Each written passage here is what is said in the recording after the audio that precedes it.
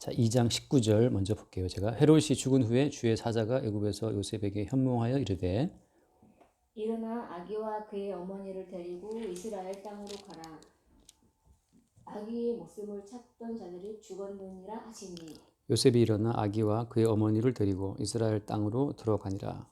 그러나 아켈라오가 그의 아버지 헤롯을 이어 유대의 임금됨을 듣고 거기로 가기를 무서워하더니 꿈에 지시함을 받아 갈릴리 지방으로 떠나가 나사렛이란 동네에 가서 사니 이는 선지자로 하신 말씀에 나사렛 사람이라 칭하리라 하심을 이루려 함이로라.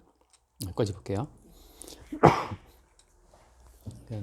예수님의 인생 자체가 어떤 원치 않는 주변의 어떤 상황, 환경에 어떤 떠밀려서 지금 다니고 있는 그런 어떤 상황이잖아요. 그러니까 이제 모든 인생이 다 마찬가지예요. 어떤 원치 않는 환경, 사건이 휘말려서 그냥 흘러가는 거죠. 특히나 이제 예수님의 인생은 그래서 그럼 도대체 무슨 기준으로 어떤 근거로 해서 예수님의 인생이 이렇게 끌려가고 있는 것이냐. 남들이 볼 때는 그냥 갑자기 베들레헴 땅에 태어났다가 헤롯 왕이 다 죽이려는 바람에 애굽으로 도망쳤다가 애굽에 있다가 또 애굽이 이제 헤롯이 죽었단 말이죠. 헤롯 왕이 죽었어. 그래서 어떤 천사의 지시를 받아 또 이제 이스라엘 땅으로 돌아왔기 때문에 남들이 볼 때는 왜 저렇게 왔다 갔다 그러지? 그러는데 사실은 그 내면에는 다 뭐가 있는 거예요. 내면에는 다 천사들이 다 모든 길을 이렇게 예, 어떤 그 가이드라인처럼 천사들의 인도하심이 있다는 사실을 우리가 알 수 있죠. 그래서 보이는 인간의 의지나 뜻이 아니라 그 보이지 않는 어떤 주님의 뜻이 천사들을 통해서 계속해서 예수님의 인생을 인도해 갔던 것처럼 마찬가지예요. 모든 성도의 인생도 이게 바깥에서 볼 때는 도대체 원인을 알 수 없지만 그러니까 보이지 않는 주님의 뜻이 성도의 인생을 이끌어 가는 거죠. 그렇게 이제 말할 수 있는 이유는 뭐냐 하면 예수 그리스도가 모든 교회의 머리이기 때문에 예수님이 가신 코스가 예수를 믿는 모든 성도가 따라갈 자연스러운 코스예요. 그 예수님의 그 인생 여정에 합류가 안 되면 이제 지옥 가는 거예요. 왜? 예수님이 십자가에 죽고 부활해서 천국으로 들어가셨기 때문에 예수를 믿는 사람도 똑같이 예수와 같은 코스로 이제 천국에 들어가는 거죠. 그러니까 예수님이 걸어가신 그 십자가의 여정에 그대로 탑승하게 된 사람들이 구원받는 백성이고, 그러면 그게 어떤 과정이에요? 예수님처럼 고난받고 뭐 멸시받고 십자가에 죽고 그 다음에 이제 사흘 후에 부활해서 승천하신 그런 과정이잖아요. 그런 예수님의 여정에 그대로 합류가 되는 사람들, 원치 않게 그 사람이 구원받는 사람이고, 반대의 경우도 있잖아요. 자기 뜻대로 다 돼, 뭐 아무런 고난도 없어. 예를 들면 그렇게 한다고 치면, 그래서 그런 과정 속에서 예수님을 만나지 못하고 자기가 이룬 자기의 꿈밖에 없어. 그러면 이제 멸망이 되는 거예요. 그래서 오늘 이야기 보면 헤롯이 이제 죽었어요. 일단 헤롯이 그럼 죽었다고 해서 예수님을 죽이려고 하는 세력이 다 사라진 거냐? 그건 아닌 거죠. 헤롯을 뒤에서 그 헤롯의 아들, 여기 보면 나오지만 아켈라오라는 아들이 헤롯을 이어받아 갖고 유대 지방의 임금이 되었어요. 이제 이 죽은 헤롯은 헤롯 대왕이라고 불려요. 헤롯 대왕. 이 헤롯이 이제 처음에 왕가 일대 왕이었고, 이 헤롯이 죽으면서 아들들한테 나라를 다 떼어줘요. 이스라엘을 쪼개 가지고서 첫째 아들한테는 이거 맡겨 이런 식으로 나라를 이제 분할해주고 죽었단 말이죠. 그 중에 이제 아켈레오라고 하는 요 헤롯이 그 아들이 유대 땅을 통치했기 때문에 그 아버지 때 죽이려고 했으니까 또 죽이려 할 수 있다는 것 때문에 이제 이 예수님 아버지 요셉이 그 두려움 때문에 꿈에 어떤 천사의 지시를 받아갖고 갈릴리 지방으로 가죠. 그래서 오늘 이야기 핵심은 그거예요. 갈릴리 지방으로 가서 예수님 별명이 뭐다? 23절 말씀 보면 예수님, 나사렛 사람이라는, 나사렛 사람이다 하는 이것이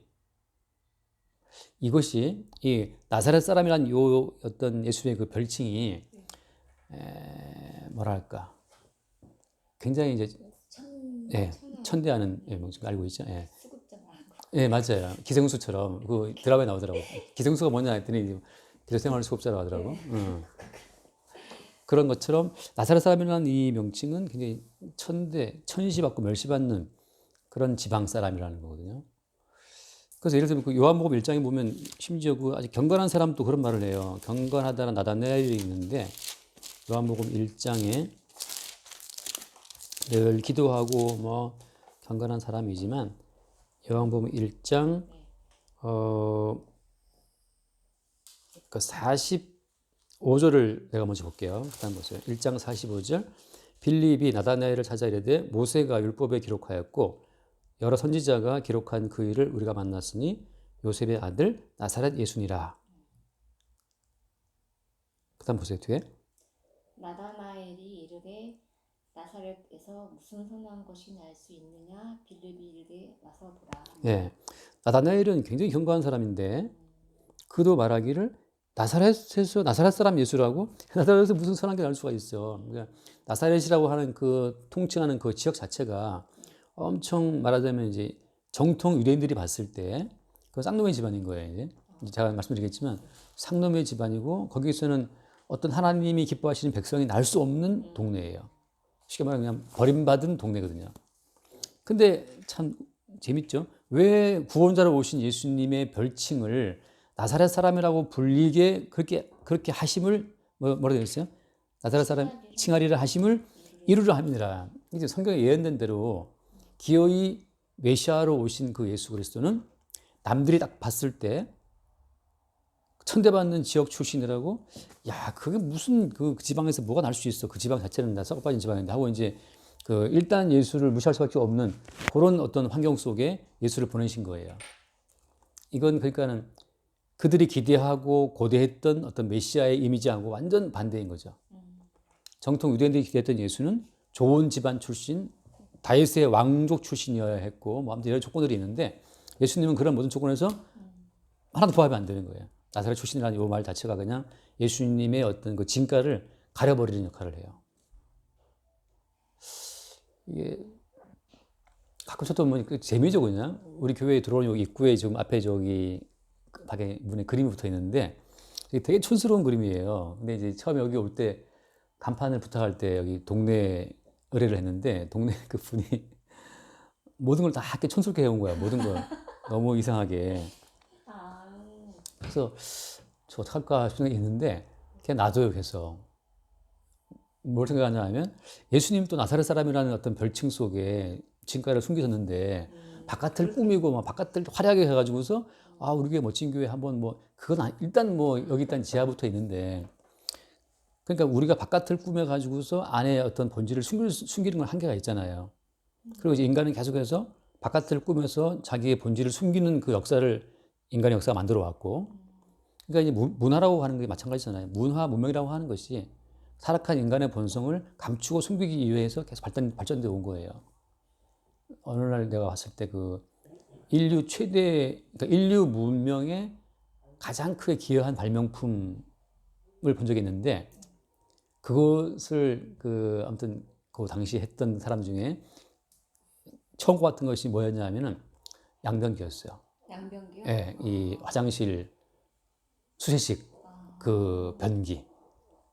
그 배설의 문제를 인간이 깔끔하게 처리함으로 말미암아서 인간의 문화와 삶의 질이 확 올라갔다는 거예요. 그 사람이 그걸 그 수세식 변기를 이렇게 꼽았던 이유는 그러니까 그만큼 사실 인간은 자기의 어떤 그 본질적인 부분을 감추기 위해서 바깥을 꾸미는데 정말 평생을 바쳐왔단 말이죠. 그러니까는 성경에서 아담과 하와가 선악과를 먹고 제일 처음 한 게 뭐냐 하면 벌거벗은 쓴 것을 보고 수치를 가린 거잖아요. 그러니까 인간의 그 수치를 가리기 위해서 뭔가를 갖다 입는 것. 그 당시에는 무화과나무 잎으로 치마를 만들어 입었지만 계속 인간은 수치를 가리기 위해서 자꾸 입어요. 그 입는 것이 요즘에는 이제 뭐 명예이기도 하고 학벌이기도 하고 뭐 돈이기도 하고 아무튼 간에 입잖아요.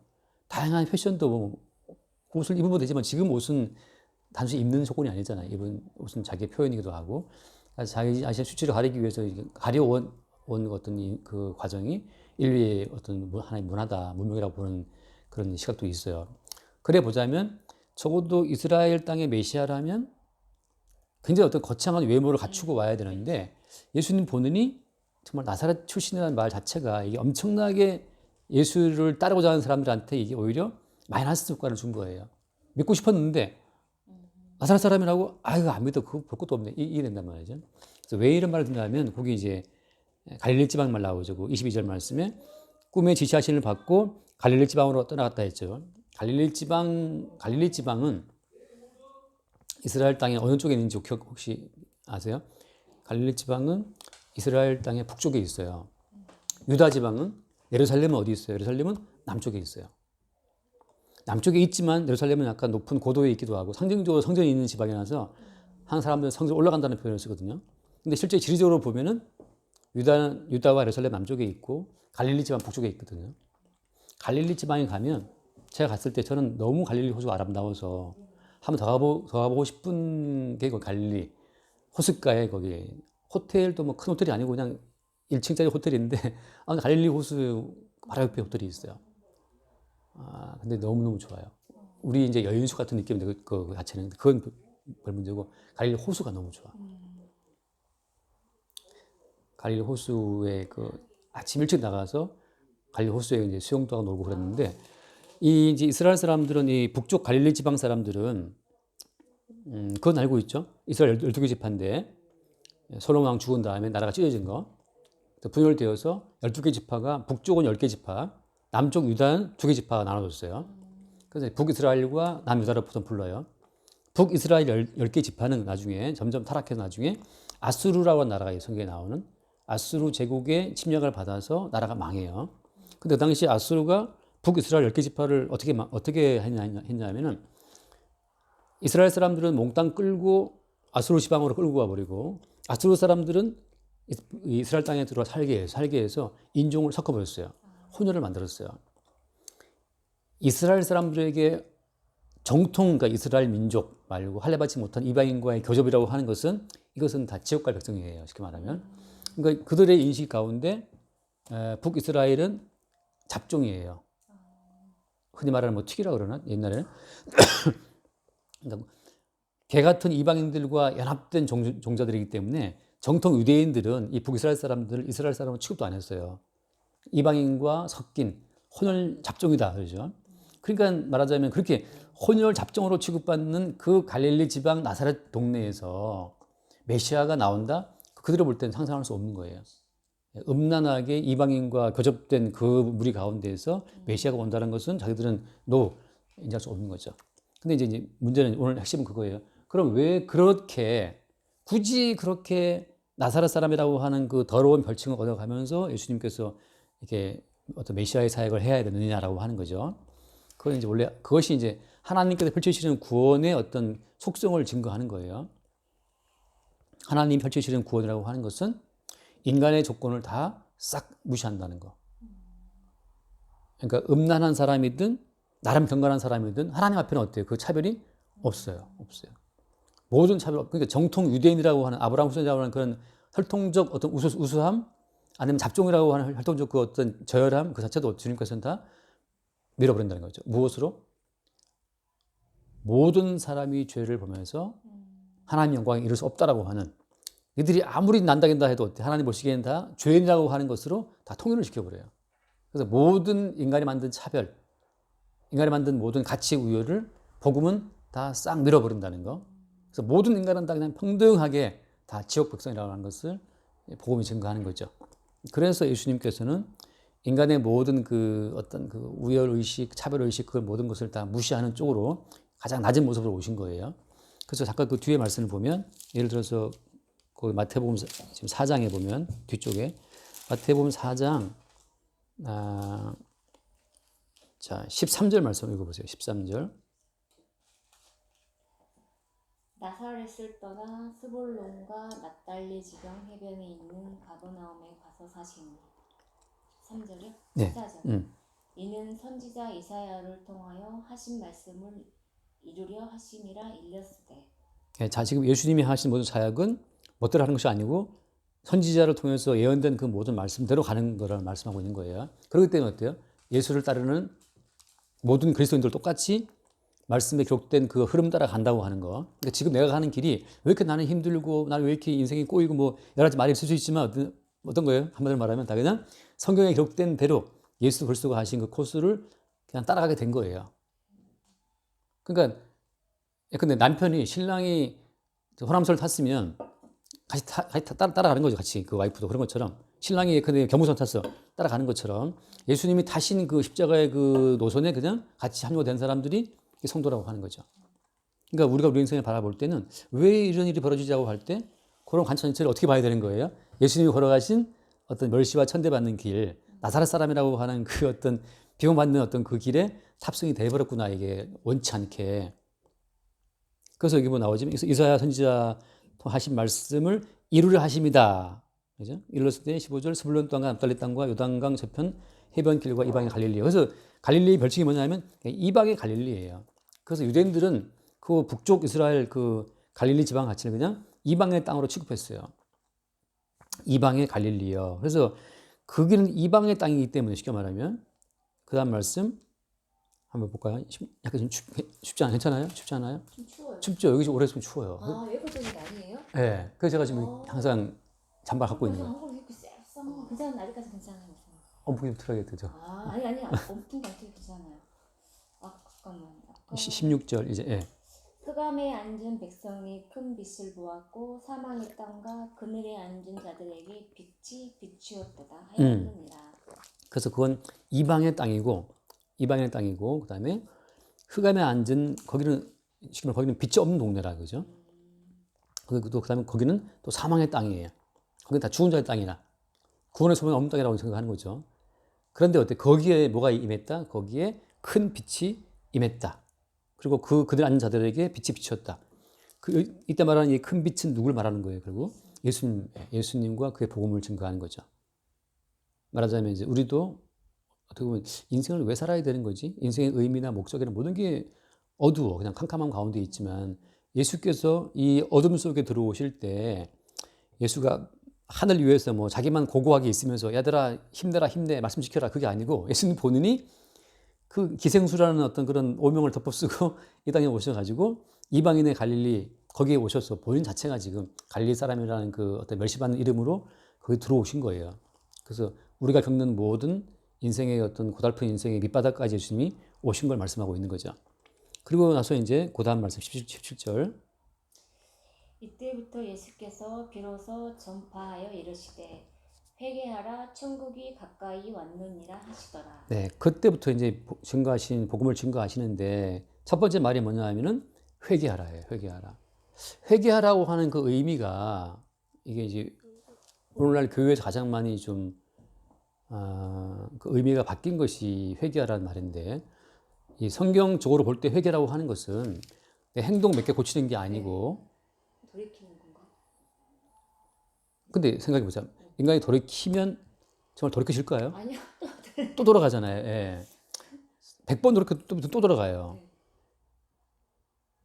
옛날에 예전에 가요를 들었는데 가요가 다짐하고 또 다짐하고 100번을 다짐했대요. 그 가요 가사에 나온 얘기예요. 그런데 어쩔 수 없다는 것이. 그쵸. 또 돌아가니까 또 돌아가는 거잖아요. 그래서 성경에서 말하는 회개는 뭐냐 하면 바로 그 한계를 인정하고 성경에서 말하는 회개는 하나님 보시기에 나의 본질이 아무리 돌이켜도 안 되는 존재이기 때문에 죽어 마땅하구나 이게. 하나님의 심판을 받아 마땅하다는 것을 인정하는 것이 회개예요. 다시 말하면 내게는 어떠한 가능성도 없다. 내 성품이 바뀌어서 좋아져서 말씀을 지키고 어쩌고 할 그런 가능성 자체가 제로라는 사실을 인정하는 것이 회개예요. 내 가능성을 인정하는 것은 반성이고 자꾸 난 할 수 있어. 또 돌아보고 할 수 있다고 믿는 것은 이제 그 반성이지만 회개는 뭐냐. 더 이상 돌이키기도 나 이제 힘들어. 돌이키기도 지쳤고 나를 속이기도 힘들어. 저도 그래요. 네. 나를 속이기도 힘들어. 더 이상 내가 알고 있잖아요. 더 이상 하나님 뜻대로 살 수 없는 나의 한계를 인정하는 거. 그래서 하나님의 심판을 받아도 마땅한 것이구나를 수용하는 것이 그게 회개예요. 이 회개가 안 되면 우리를 대신해서 십자가를 지신다는 그 예수의 복음을 받아들일 수 없어요. 왜냐하면 예수가 왜 내 짐을 져? 내가 할 수 있는데 내가 돌이킬게. 내가 다시 말씀 지킬게. 내가 순종할게. 내가 말씀 지키고 살면 되지. 당신이 왜 와서 무슨 내 짐을 지고 가냐고 하고 예수를 믿지 않게 돼요. 나의 행함의 가능성 제로를 볼 때 그때 비로소 십자가에 대신 죽으신 예수 그리스도를 같이 바라볼 수 있는 거예요. 그러니까 나의 죽어 마땅함을 인정할 때 대신 죽으신 예수를 바라볼 수 있는 거죠. 근데 아직도 나는 좀 내게 뭐 이순신 장군 그랬나? 내게 12척이 있습니다 한 것처럼 아직 나는 좀 할 수 있는 어떤 힘이 있다. 그거 바라볼 때는 예수를 믿지 못하죠. 한 절반만 믿겠지 말하자면. 그래서 예수님께서 나사렛 그 지방의 활동하심으로 말미암아서 거기에 큰 빛이 이르렀다. 빛이 이르렀다고 말씀하는 것은 어떠한 가망도 없는, 이제 어떤 가망이 없어요. 이 땅은 정말. 그게 갈릴리 지방이에요. 어떠한 가망도 없이 완전 무너져 내린 이방인들과 종자가 섞여버린. 그러니까 내 종자가 섞였으니까 이미 어때요? 이거 돌이킬 수 없잖아요. 흑인이랑 결혼해서 흑인이 태어났어. 우리나라 여자 래퍼 중에 있잖아요. 갑자기 생각 안 나네. 여자 래퍼 쓴 가사를 보면 걔가 이제 흑인이랑 이렇게 혼혈로 태어난 여자 가수인데 드렁큰 타이거인가? 걔랑 결혼한 여자. 몰라요. 아유 이름 생각. 아무튼 어릴 때부터 이제 놀림받아갖고 피부 까맣다고 그래가지고 맨날 울고 맨날 비누로 막 세수를 하고 피가 나도록 문질러도 이 피부가 하얘지지 않지. 그런 자기 자서전적인 가사를 써갖고 되게 좀 뭉클한 적이 있었는데 갑자기 생각나. 윤미래인가 뭐 있어요. 그런 것처럼 이 이방의 갈릴리 다시 말해 이쪽 지방은 이제 아수르 민족이랑 종자가 섞여가지고 더 이상 이제 정통 이스라엘 민족을 할 수 없는 자.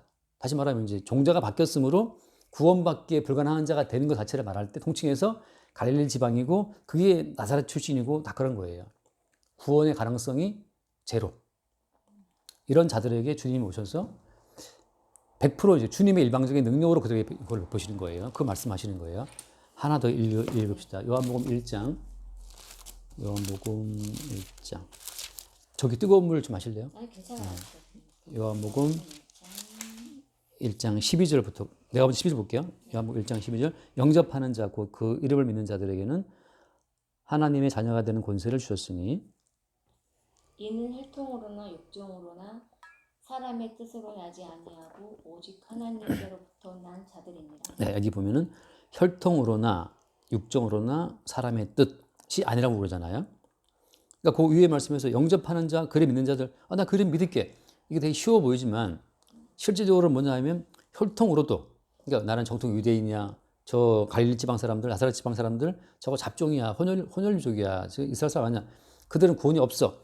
이렇게 혈통적 우수함으로 구원되는 것도 아니고 육정, 사람의 정, 내가 마음을 다했어, 막 정성을 다했어요. 옛날에 제 대학 후배 하나 어머니가 절 나가다가 교회 나왔는데 새벽 4시마다 일어나서 새끼돌을 나가고 교회 헌금할 때마다 대리미로 이 돈을 다 달아가지고서 그렇게 이제 정성을 바친 사람이거든요. 왜냐면 절에 나가는 분들 정성이 더 세대요. 이 정성 자체가. 그 부처를 섬기는 정성으로 이제 예수 섬기는 거예요. 말하자면 그렇게 되게 유명한 얘기 있었어요. 그런 것처럼 그런 육신의 어떤 마음으로도 안 된다는 거죠. 또 말하자면 이제 내 아들이니까 아들 사랑하는 마음으로 어떻게 막 얘를 구원시켜 보려고 해도 그것도 아니라는 거지. 부모의 정도 아니에요. 그래서 내가 이삭이라는 아들이 쌍둥이에 있었는데 이삭이 누구를 좋아해요? 큰아들 에서를 좋아했잖아요. 누구한테 근데 저주를 때려 부었어요? 자기 제일 사랑하는 큰아들 에서에게 저주를 해요. 근데 저주를 한다고 했을 때 그 저주가 이루어지나요? 이삭이 한 저주는 개인이 한 저주가 아니고 하나님에서 위임해서 한 저주기 때문에 그게 이루어지는 거예요. 오늘날은 안 그렇죠. 오늘날은 안 그래요. 네, 근데 그것은 하나님께서 예수 그리스도에게 모든 권세를 위임해서 예수의 이름으로 통치하시잖아요. 하늘과 땅의 모든 권세를 예수가 주셨기 때문에 하나님 아버지가 예수에게 모든 권세를 위임한다고 하는 그걸 보여주는 모형적 사건이 이삭이 에서에게 이삭이 야곱에게 축복하고 저주하는 그 사건이거든요. 근데 그걸 오늘날 또 많은 분들이 또 좀 오해를 해가지고 마치 목사님께 별미 만들어 드리면 목사님이 기도해 복이 많은 것처럼 그건 이제 말하면 그건 이제 사기치는 거죠. 왜냐하면 지금 오직 예수 그리스도의 이름을 증거하기 위해서 동원된 개인적인 사건을 목사가 자기의 어떤 권위를 내세워서 그걸 갖고 왔다. 그건 이제 사기가 돼요. 그러면 목회자분 중에서 치유 은사 있는 분들 네. 그런가요? 사기인가요? 은사는 가능하죠. 은사는 가능한데 이제 고린도서를 쭉 보고 있지만 요즘에도 은사라고 하는 것은 한 분 예수님께서 자기 자신을 증거하기 위해서 주신 거기 때문에 그것이 온전한 은사라면 은사의 결과적으로 예수님만 드러나게 돼 있어요. 네. 근데 거기에서 이제 목사 개인의 어떤 나한테는 권세가 있어. 은사는 어떤 목사가 소유하는 게 아니에요. 은사의 주인은 주님이고 주님이 그 목사를 이용해서 주님이 병고치 목사를 행사하는 거기 때문에 이 목사는 그냥 어떤 몸의 한 손발처럼. 근데 손이 뭘 했다고 쳐서 이 손이 스스로 뭐 잘났다고 외칠 수 없잖아요. 근데 똑같아요. 지금 뭐 나는 무슨 은사가 있어 이렇게 말할 때 그 은사가 네 거냐고. 은사의 주인은 주님이에요. 근데 이제 은사가 내 거라고 소유주한 사람들은 다 말하자면 내가 볼 때 사기꾼인 거죠. 예. 본인이 은사의 주인인 것처럼 이제. 그래서 육정도 아니라는 거죠. 아버지의 정으로 난 얘를 구원하고 싶어. 그것도 안 통한다는 거예요. 이건 하나님 뜻이 되는 거기 때문에 사람 뜻도 아니고 하나님께로서 난 자들이다. 하나님으로부터 그 모든 출생이 주어지는 거기 때문에 이 말을 제가 이용하는 건 뭐 때문이냐면 정통 유대인들이 갈릴리 사람들을 멸시했잖아요. 근데 구원이라는 것은 들이 만들어 놓은 그 어떤 지역적인 차별성 거기에 있는 것이 아니고 오직 아까 말한 것처럼 하나님께로서 난 자들이란 말이죠. 그러니까 모든 그 인간의 차별과 그걸 없애고 하나님 뜻으로만의 구원을 보여주기 위해서 예수님께서 지금 여기 이 땅에 오셔서 복음을 증거하시는 거예요. 그러니까 오히려 이것이 하나의 함정이 될 수 있죠. 자기들은 예수를 바라보고 예수 너무 천박한 출신인데 안 믿어. 그것이 오히려 예수를 믿지 않아야 될 사람들은 믿지 않아야 되거든요. 이거예요. 하나님께서는 그 모든 사람이 다 구원받기 원한다고 말씀하시잖아요. 그때 모든 사람은 누구를 말하는 거예요? 디모데서에 나와 있는 것처럼 하나님 모든 사람이 구원받기 원하신다고 말씀하시는 그 모든이라고 할 때는 누구를 말하는 거죠? 그것은 하나님께서 애초부터 택하신 사람 모두를 말하는 거예요. 그래서 만약에 하나님이 처음부터 모든 사람을 다 구원을 원하신 것이었다면 굳이 아담을 추방하지도 않았고 굳이 이삭을 통해서 에서와 야곱을 따로따로 한쪽은 축복하고 저주하지도 않았죠. 다 내 아들이다 다 축복했겠지. 그게 아닌 걸 보여주기 위해서 같은 아버지가 쌍둥이 아들인데 하나들은 축복하라는 저주를 해버려요. 똑같이 나중에 예수님께서 모든 민족을 모으고 하나는 양의 민족, 하나는 염소의 민족. 그래서 염소의 민족은 지옥 들어가라 말씀하시잖아요. 양의 민족은 천국으로 간다 말씀하시고.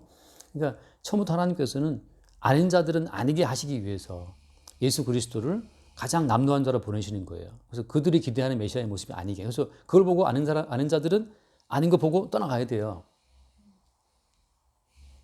그래서 권세라는 건 뭐예요? 권세라고 하는 것은 예수님께서 만왕의 왕이요 만주의 주라는 표현을 쓰는데 예수의 권세라는 것은 뭘 말하는 것이 아니면 예수님 그 본인이 예수님 뜻에 의해서 지옥 갈 자를 지옥 보내시고 영생 주고 하는 것. 그것이 권세죠. 모든 것을 결정할 수 있는. 그래서 그 예수 그리스도의 주리심을 위해서 모든 만물을 의논되는 것이기 때문에 그 앞에서 나눠져요. 구원받을 자, 그렇지 못한 자. 그러니까 예수님께서는 구원받지 못할 자들은 구원받으면 안 되기 때문에 계속 본인을 감추시고 나중에 어떻게 십자가에 죽어버려죠. 십자가에 죽는 그 순간에 다 떠나가요, 사람들이. 그거 뭐 어떻게 믿어, 죽은 사람을. 근데 이제 부활하신 이후에 어떻게 해요? 부활하신 이후에 또 어디로 먼저 가죠? 예수님이. 잠깐 요거 읽고 이제 마칩시다. 마태복음 28장에 보면 마태복음 28장 이거 이제 부활하신 이후의 이야기인데 28장 7절 말씀을 한번 읽어볼까요? 7절 28장 7절이 네. 또 빨리 가서 그의 제자들에게 이르시되 그가 죽은 자 가운데서 살아나셨고 너희보다 먼저 갈릴리로 가시나니 거기서 너희가 배우리라 하라. 아멘. 여기 보면은 부활하신 예수님이 지금 어디로 가신다? 갈릴리로 가신다. 또다시 부활하신 이후에 또다시 갈릴리로 가시는 거예요. 다시 말하면 부활하신 이후에 그 예루살렘 성전에 딱 나타나갖고 성전 꼭대기에 딱 서가지고 나 부활했다. 잘 봐라 이놈들아 하고 예수님이 부활하신 본인을 과시하지 않았어요. 그렇잖아요. 나 같으면 진짜 열받아서 한번 이렇게 어떤 무력시 한번 하고 내가 살아났다고 한번 보여줄 것 같은데. 성정이 다르신 것 같아요. 예, 이건 또 똑같이 어디로 가시는 거예요? 또 갈릴리로 가시는 거예요. 그 뒤에 보면 나오지만 갈릴리 가서 또 갈릴리 바닷가에서 또 베드로랑 다 만나요. 또 떡을 떼면서 이제 식사하시면서 이제 베드로에게 또 사랑을 확인하시고 뭐 그런 게 나오거든요. 그러니까 예수님은 똑같아요. 지금 또 인간이 만들어 놓은 어떤 그런 모든 그런 우열 의식과 차별 의식과 뭐 어떤 그 아까 말한 족보 뭐 그 혈육 뭐 사람의 뜻 그거 다 무시하고 또 갈릴리로 가신다. 갈릴리에 다시 그들을 만나서 이제 부활하신 예수가 다시 그들에게 새로운 어떤 그 사명을 주시면서 일을 끌어가시거든요. 그래서 오늘 이야기는 나사렛 사람이라고 하는 천대받는 어떤 별칭을 주님이 얻는 그 이유가 이 땅에 있는 모든 인간이 만들어 놓은 어떤 여러 가지 의식들을 다 싹 밀어버리고 하나님 보시기에 어떤 자로? 다 그 죄 가운데 죽어 마땅한 자로 싹 밀어버리는 과정. 그리고 나서 이제 오직 예수로서의 일방적인 의지에 의해서 구원되는 사람들이 뽑혀 나온다고 하는 거죠. 그런 과정 속에서 그 나사렛 사람이라는 별칭을 좀 기꺼이 감당했다고 하는 거죠. 여기까지 할게요. 네. 그럼 먼저 기도하시고 나기도 마칠게요. 하나님 아버지, 오늘 이 시간을 통해서 예수님에 대해서 알게 해주신 은혜에 감사드립니다. 다음 이 시간도 사모할 수 있는 마음을 부어주시며 함께 공부할 수 있는 상황을 허락해 주시기를 간구하며 예수님 이름으로 기도드렸습니다. 아멘. 주님 감사합니다. 사람들이 기대하고 희망했던 높고 화려한 모습이 아니라 모두가 멸시하는 나사렛 사람으로 이 땅에 오신 그 주님을 이 시간 함께 생각했습니다. 주님, 우리가 만들어 놓은, 인류 문명이 만들어 놓은 수없이 많은 화려한 껍질을 다 제거하시고 하나님 보시기에 죽어 마땅하다고 하는 그 죄인의 본질을 늘 새롭게 발견하게 하시고 그러기에 우리를 대신해서 십자가에 못 박혀 피 흘려 죽으신 예수의 십자가의 아픔과 희생을 또한 늘 새롭게 바라보게 하여 주옵소서. 우리 주 예수 이름으로 기도드립니다. 아멘.